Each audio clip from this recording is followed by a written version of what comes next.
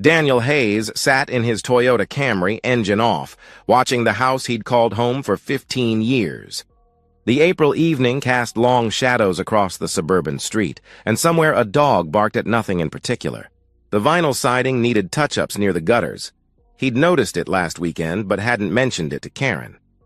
She would have rolled her eyes, made some comment about his obsession with maintenance.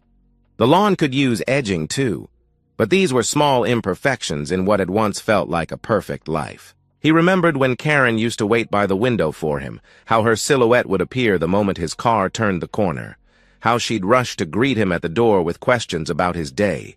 Now, the windows were dark, curtains drawn tight against the world, or maybe just against him. The digital clock on his dashboard read 6:47 p.m. He'd been sitting here for 12 minutes, delaying the inevitable walk to his front door. At 45, Daniel had become a creature of habit, a logistics manager at Brennan Shipping who took comfort in predictability. His days were spreadsheets and delivery schedules, optimization problems with clear solutions. Steady income, nothing remarkable, but enough to pay the mortgage and take a vacation every summer. He thought about their early marriage, Karen laughing at his terrible jokes about shipping puns, both of them spending a weekend painting the kitchen bright yellow because she said it would feel like having sunshine for breakfast. They'd driven to every antique shop within 50 miles, Karen finding treasures in what looked like junk to him. A brass lamp she'd rewired herself, a mirror with a crack that she said gave it character. They weren't wealthy, but they had each other, and that had felt like more than enough. The erosion had been gradual, like watching paint fade in the sun. First came Karen's comments about their predictable life, small jabs disguised as observations. Then her eye-rolling when he suggested movie nights at home instead of going out. Her sudden interest in things they couldn't afford. Designer handbags she'd browse online for hours, vacation packages to places he'd never heard of. She started comparing constantly. Her sister's newly renovated kitchen with its granite countertops, her co-worker Sandra's photos from Cabo, the neighbor's Tesla that she'd mention every time they passed it in the driveway. The signs of distance had multiplied like cracks in glass. Karen's phone, once casually left anywhere, now lived face down during dinner, password protected when it had never been before. Her book club, that used to meet monthly, now gathered 3 nights a week, always at different locations she could never quite remember. "Oh, you know that coffee place downtown," she'd say vaguely. "The one with the green awning." When he touched her shoulder while she cooked, she'd flinch like his hand was made of ice. She started timing her showers for exactly when he got home. The bathroom door locked, the sound of running water a barrier between them. Then there were the new clothes. A silk blouse that appeared in her closet, tags removed that must have cost more than their weekly grocery budget. Designer jeans she claimed were on sale, but he'd seen the receipt crumpled in her purse. $300 for denim that looked like every other pair of jeans to him. When he complimented her appearance, hoping to bridge the growing gap, she wouldn't beam like she used to. Instead, her face would tighten with annoyance, as if his approval had become not just worthless, but actively irritating. Sunday mornings had been theirs once. Coffee in bed, lazy conversations about nothing important, small projects around the house that gave them shared purpose. Now, Karen slept until noon, claiming exhaustion from her busy week, then disappeared for hours with explanations that grew vaguer each time. "Errands," she'd say, or "meeting a friend." When Daniel suggested they work in the garden together like they used to, she snapped with sharp contempt, "God, Daniel, don't you want more from life than playing in the dirt?" He finally opened the car door, grabbed his laptop bag from the passenger seat, and walked up the familiar path to his front door. Inside, he found Karen sitting rigidly in the living room, her posture suggesting she'd been waiting. She wore the silk blouse and her good earrings, dressed for an occasion he didn't understand yet. "We need to talk," she announced, her voice steady and final, like a judge delivering a verdict already decided. Daniel set down his bag slowly, deliberately hanging his coat in the closet, organizing his keys on the hook by the door. He smiled slightly, not from happiness, but from recognition. He'd been expecting this conversation for weeks now, maybe longer. The only surprise was that it had taken her this long to work up the courage. Daniel took his time with his evening routine, each deliberate movement a small act of control in a situation where he had none. He loosened his tie with methodical precision, folded it neatly on the hallway table. "Traffic was terrible on Route 9, he said conversationally. "They're doing construction near the bridge again." "How was your day?" Karen's frustration built visibly, her fingers drumming against the arm of the couch. "Daniel, sit down." "This is important," she demanded, her voice tight with impatience. But he continued, walking to the kitchen, filling a glass with water from the filter pitcher. "Did you see the Johnsons planted new roses? The red ones you always said you wanted. Maybe we should— Will you just sit down and listen?" She exploded, standing up, her carefully maintained composure cracking. "I'm trying to tell you something!" Daniel finally sat across from her, not on the couch beside her where a husband might sit, but in the recliner that had always been his. He sipped his water and waited, his calm demeanor clearly unnerving her. She'd expected tears or panic, not this quiet attention. Karen launched into her prepared monologue with the confidence of someone who'd practiced in front of a mirror. "Daniel, we've been growing apart for years now. You must feel it too. This isn't working anymore. This life, this routine, this mediocrity." She paused, clearly expecting him to interrupt, to defend their life together. When he didn't, she continued, gaining momentum. "You're content with so little," she continued, her voice taking on a pitying tone. "Your job, this house, the same restaurants, the same vacations to the same cabin by the lake. You have no ambition, no drive to be more than what you are, and that's fine for you. But I'm suffocating here, Daniel. I'm 42 years old and I feel like I'm already dead, just going through the motions of a life that was never meant for me." She stood and began pacing, her heels clicking on the hardwood floor they'd refinished together 3 summers ago. "I need more. I need excitement, culture, someone who appreciates the finer things in life, someone who sees me as more than just a suburban housewife marking time until retirement."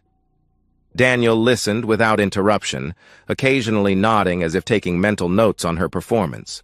This wasn't the reaction she'd expected, no begging for another chance, no promises to change, no desperate attempts to save their marriage. His silence seemed to both embolden and disturb her. "There's someone else," she finally declared. Dropping the words like a bomb, she expected to devastate the landscape of his composure. "I see," he responded simply, setting down his water glass carefully on the coaster. Karen hated water rings on the furniture. The lack of visible impact frustrated her, and she began to elaborate, unable to resist bragging about her conquest. "His name is Gavin Brooks. He's a real estate developer, very successful. We met at that coffee shop downtown Brewster's, completely by chance. He accidentally knocked over my latte and insisted on buying me another one. We got to talking and—" She trailed off, a smile playing at her lips at the memory. "He's everything you're not, Daniel," she continued, her words sharp and deliberate. "And I don't mean that cruelly, just honestly. Gavin has a penthouse apartment downtown with floor-to-ceiling windows that overlook the entire city. He collects vintage wines, actually knows about them, not just drinks them. He has Italian leather furniture that costs more than your car. He wears custom suits, travels to Europe for business. He's cultured, sophisticated, ambitious." Karen's eyes lit up as she painted the picture of her future life. "He's already talking about the trips we'll take. Paris, Rome, Barcelona. Real trips, not camping by some muddy lake. He knows people, important people.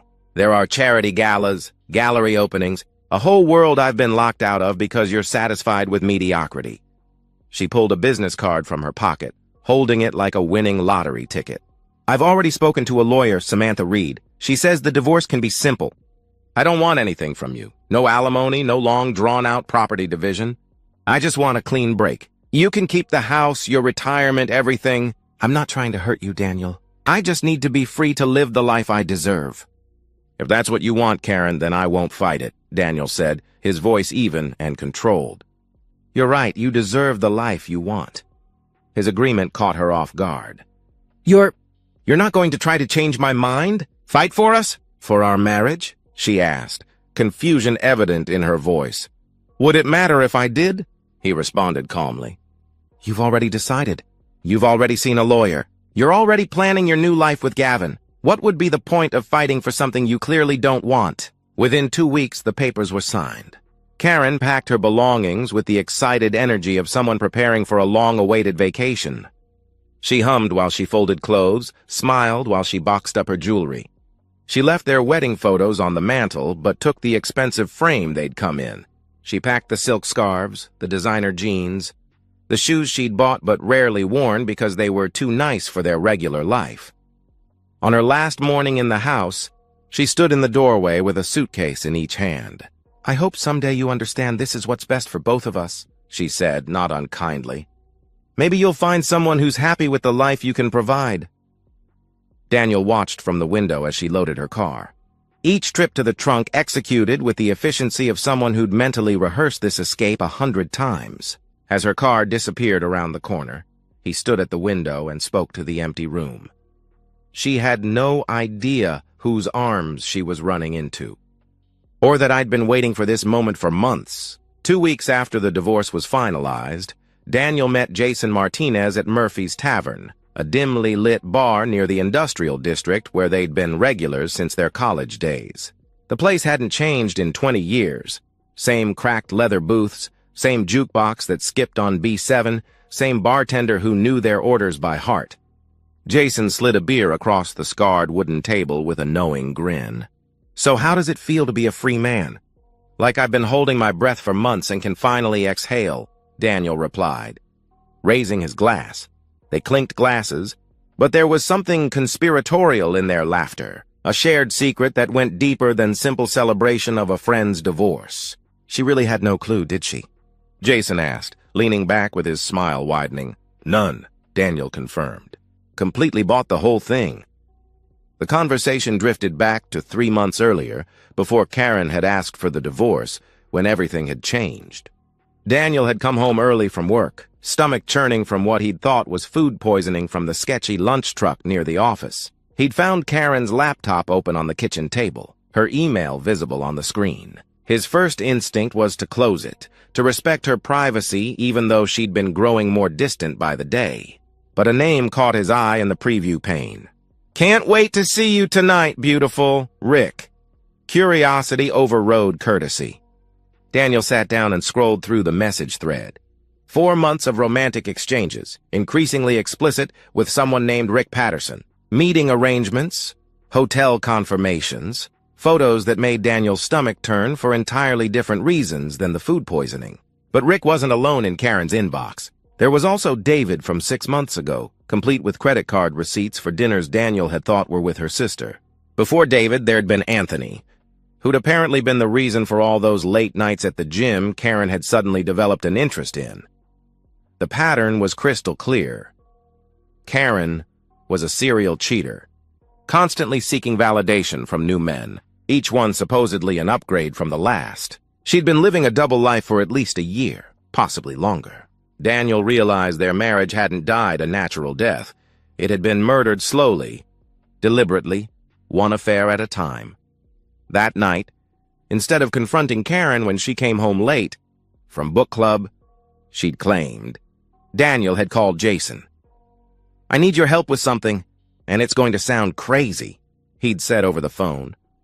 Over beers at this same booth in Murphy's, Daniel had laid out the situation and his emerging plan. Jason, recently divorced himself after catching his ex-wife with his former business partner, was immediately intrigued. "You want me to what?" Jason had laughed, incredulous. "Pose as some rich developer?" "Her next mark," Daniel had corrected. "Look, she's going to leave me anyway. These emails make that clear. But she's waiting for the right opportunity, the right guy with the right bank account. So let's give her exactly what she thinks she wants." They'd spent hours that night working out details. Jason would become Gavin Brooks. The name had taken 15 minutes of brainstorming to perfect, something that sounded wealthy but not so unusual it would trigger suspicion. They researched real estate development firms, studied luxury apartment listings, learned the vocabulary of wealth. Jason borrowed his brother's BMW for 3 weeks, bought an expensive suit from a consignment shop that looked new enough to pass. He studied wine terminology online, memorized the names of European cities he'd never visited. The plan was elegant in its simplicity. They identified Karen's gym schedule, noting she always stopped at Brewster's Coffee afterward. Jason would engineer a chance encounter, play the part of the wealthy, sophisticated man she was hunting for. He'd string her along just long enough for her to take the bait and leave Daniel for greener pastures that didn't actually exist. "This isn't about destroying her," Daniel had explained that night, nursing his third beer. "It's about revealing who she really is. She's going to leave me no matter what. The emails prove that. But this way, she leaves on her own terms, thinking she's won. And when it all falls apart, she'll have no one to blame but herself." "What happens when she finds out I'm not rich?" Jason had asked. "When she realizes Gavin Brooks doesn't exist?" "You disappear," Daniel had replied with a grim but satisfied smile. Phone disconnected, no forwarding address.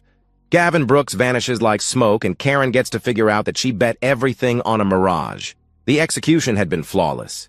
Jason accidentally bumped into Karen at Brewster's, sending her $4 latte across the floor. He'd insisted on buying her another, then another, when she'd agreed to sit and chat while she dried off. Within a week, they were texting constantly, Karen hiding her phone but smiling at it like a teenager. Within a month, she was telling Daniel she had to work late, meeting Jason for dinners where he'd pay cash to avoid leaving a paper trail.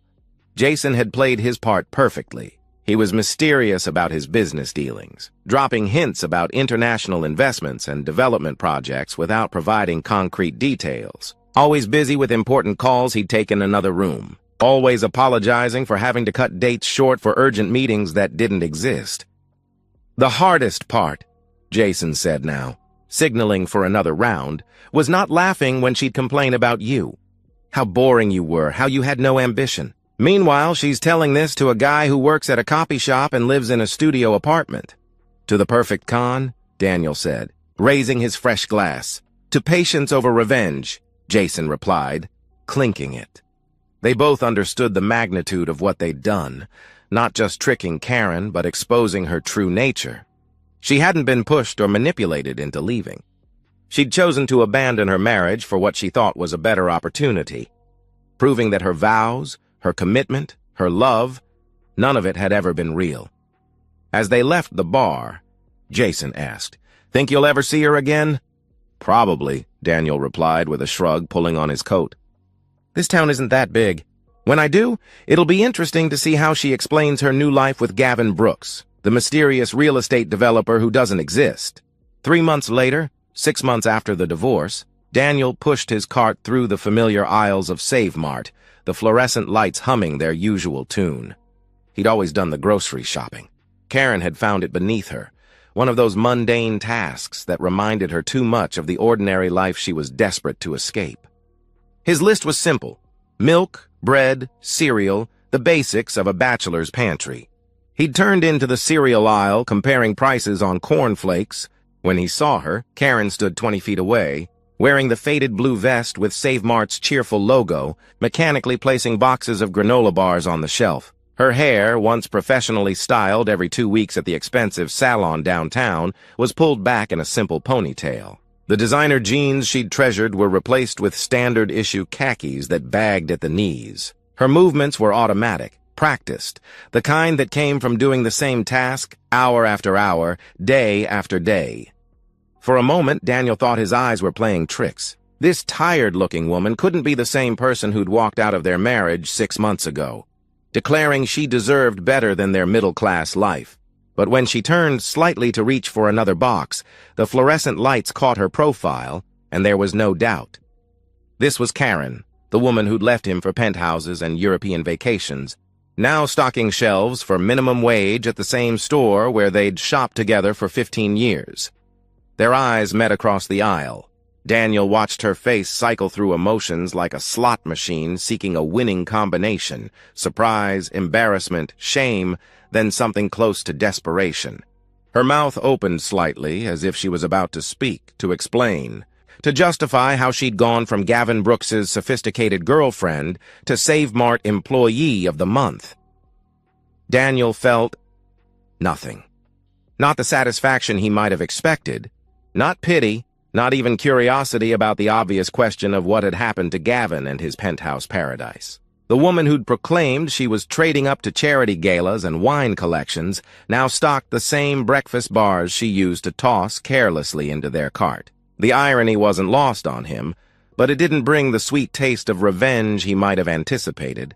There was just quiet recognition of consequences made visible. Karen had gambled everything on a fantasy, and reality had called her bluff. She stood there in her polyester vest, waiting for him to say something, anything, perhaps hoping for the kind of scene that would let her play victim, or maybe wanting him to gloat so she could be indignant. But Daniel simply turned his cart toward the checkout, leaving her frozen in place, still holding a box of honey oat bars. As he loaded groceries into his Camry, images cascaded through his mind unbidden. Karen signing divorce papers with a triumphant smile, her hand steady and sure. Her excited phone calls to her sister that he'd overheard, finally escaping this suburban prison, she'd said, loud enough that he wondered if she'd wanted him to hear. The way she'd packed her belongings while actually humming, folding each piece of clothing like it was being prepared for a new life that would finally be worthy of her. He remembered her last morning in their house, how she'd stood in the doorway looking back not with sadness but with visible relief, like someone leaving a dentist's office after a long procedure.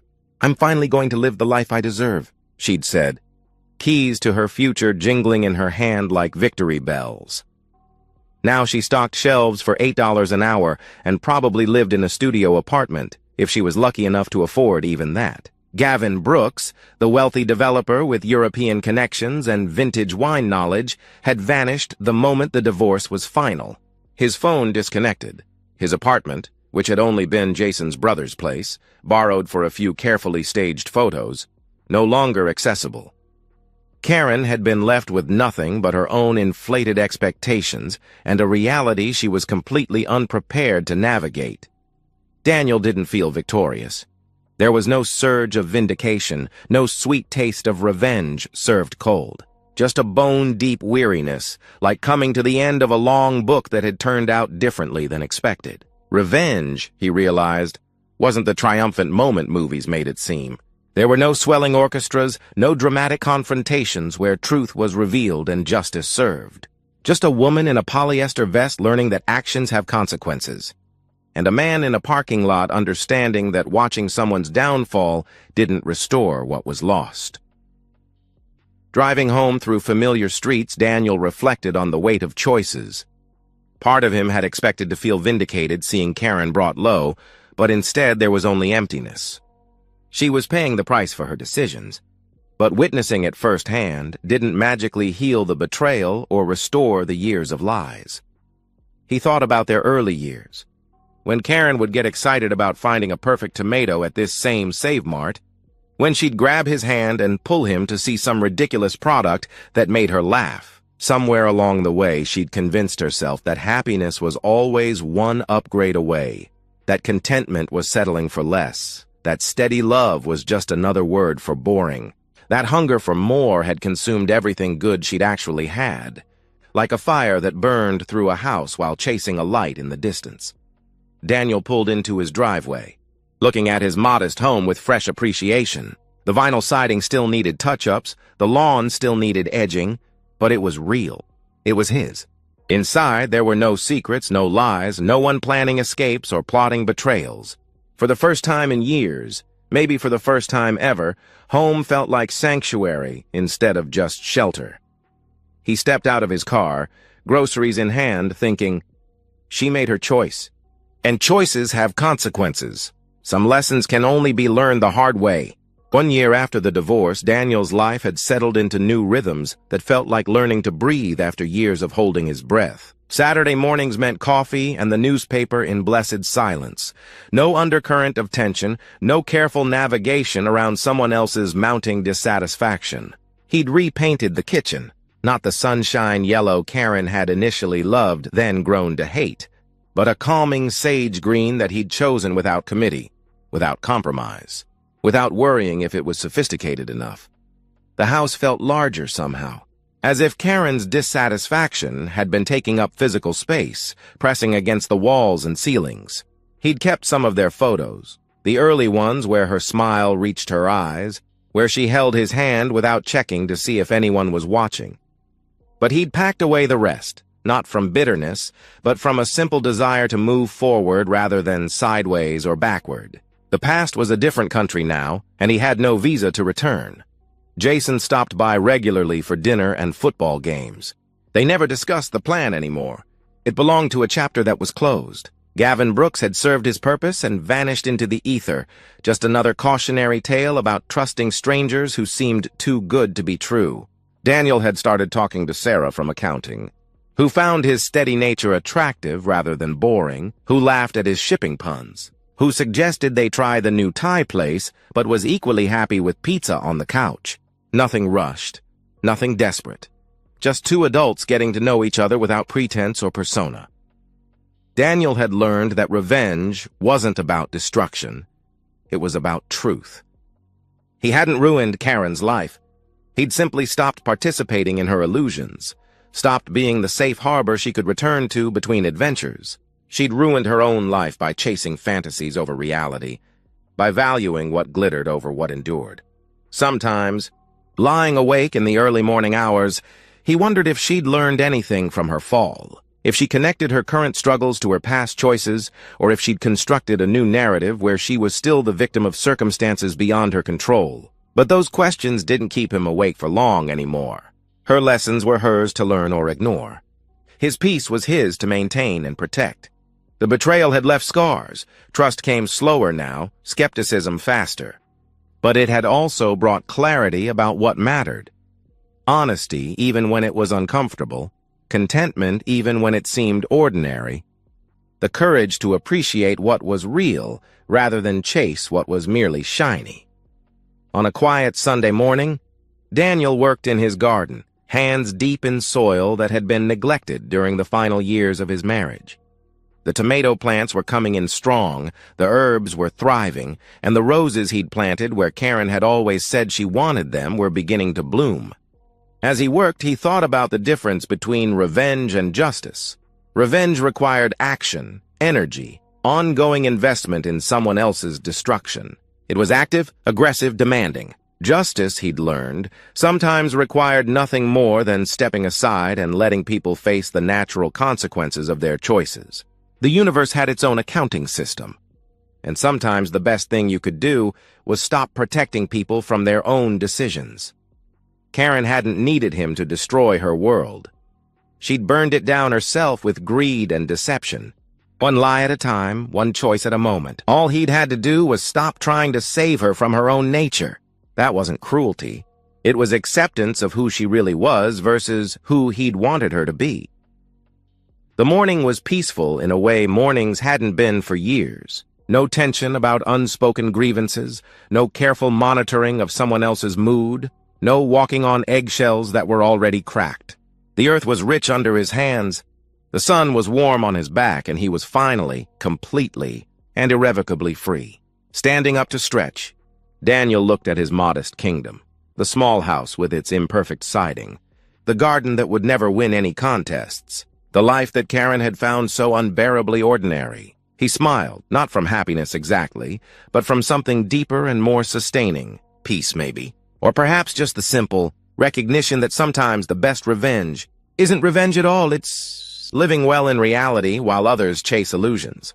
In the distance, the roses were blooming red against the fence, exactly where she'd always said she wanted them. But she wasn't here to see them, and somehow that made them even more beautiful.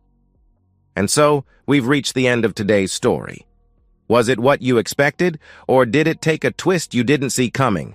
I'm curious to hear your thoughts. Share them in the comments below, and let's get a conversation going.